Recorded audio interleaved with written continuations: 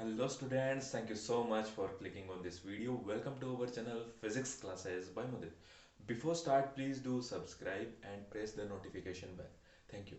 सो बच्चों, इस वीडियो में हम कैलकुलेट करेंगे electric field due to an infinite non conducting sheet.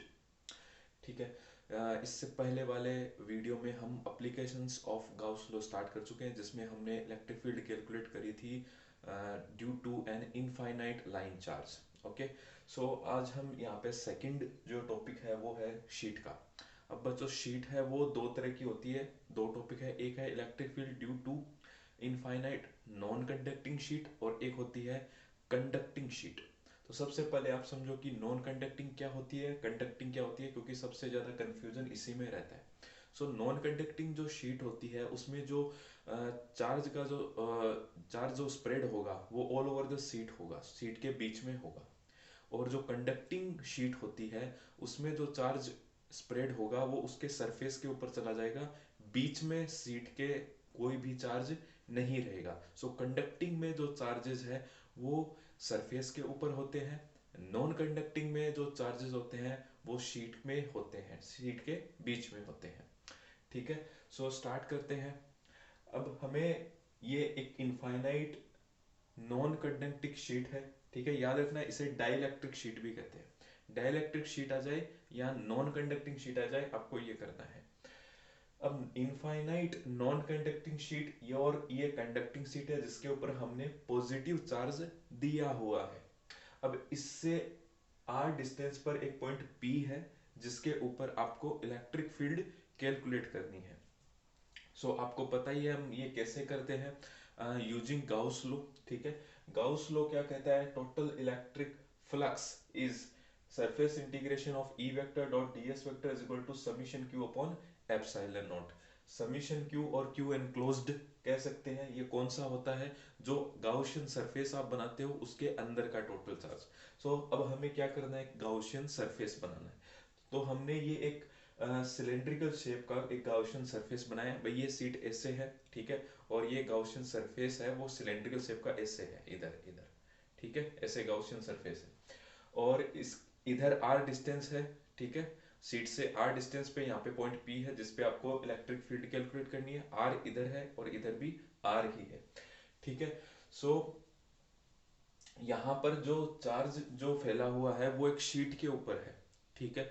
यहाँ पर जो हम डेंसिटी लिखेंगे वो हम लिखेंगे सरफेस चार्ज डेंसिटी, जिसको आपको पता है हम सिग्मा से डिनोट करते हैं। तो surface charge density is equal to Q, जो कि एनक्लोज चार्ज है, upon surface area that is S. Okay. यहाँ से समीशन क्यू आ जाएगा सिग्मा इंटू एस। ये समीशन क्यू की वैल्यू इक्वेशन 1 में पुट करेंगे तो surface integration E vector dot ds vector is equal to sigma S upon epsilon naught. अब ये जो गाउसियन सरफेस है इसको आप तीन पार्ट में डिवाइड कर सकते हो। पहला देखो, इधर S1 पार्ट ये वाला, इधर S2, ठीक है, ये वाला, और इसका जो कर्व्ड सरफेस है उसको हमने नाम दिया है S3।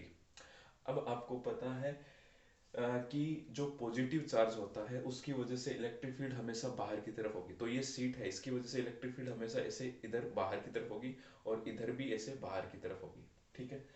इसको तीन पार्ट में हमने डिवाइड कर दिया, S1, S2 और S3। ठीक है।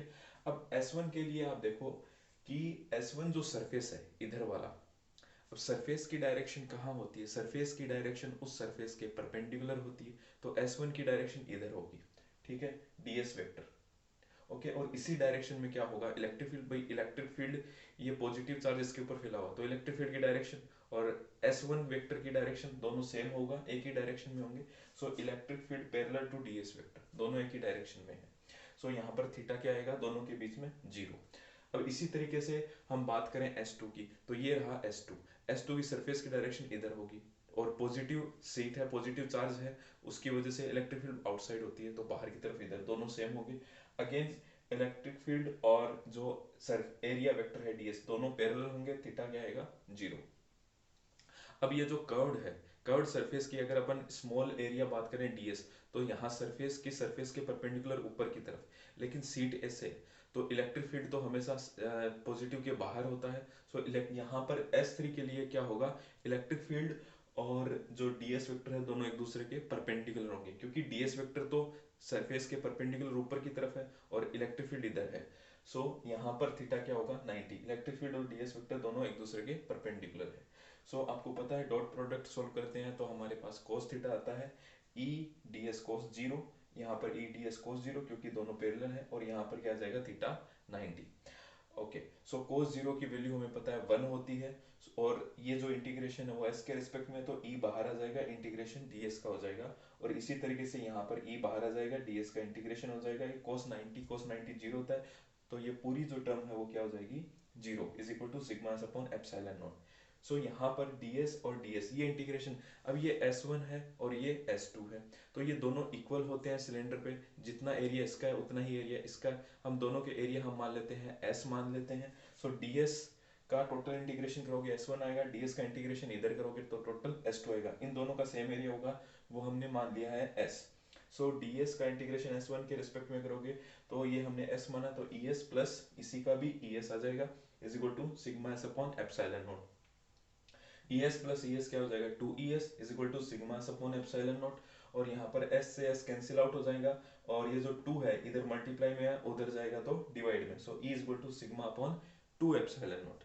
नाउ अब यहाँ पर देखो जो इलेक्ट्रिक फील्ड है उसमें कोई भी r की टर्म नहीं आई है, यानी इलेक्ट्रिक फील्ड r पे डिपेंड नहीं कर रहा है। तो इलेक्ट्रिक फील्ड और r के बीच में अगर हम ग्राफ बनाएंगे तो एक हमें कंटिन्यू लाइन मिलेगी r के रिस्पेक्ट में, ठीक है, यानी इलेक्ट्रिक फील्ड है वो सीट से पॉइंट पी है कितना डिस्टेंस पे, इस पे डिपेंड नहीं करेगा, ठीक है। लेकिन electric field is directly proportional to the surface charge density that is sigma. So sigma के ये डायरेक्टली प्रोपोर्शनल है, क्यों, क्योंकि 2 और एप्सिलॉन नॉट ये तो कांस्टेंट है, so we can write that E is proportional to sigma, ठीक है। सो यहाँ पर अपन अगर E और सिग्मा के बीच ग्राफ बनाएंगे तो हमें एक स्ट्रेट लाइन मिलेगी, क्योंकि E is proportional to sigma.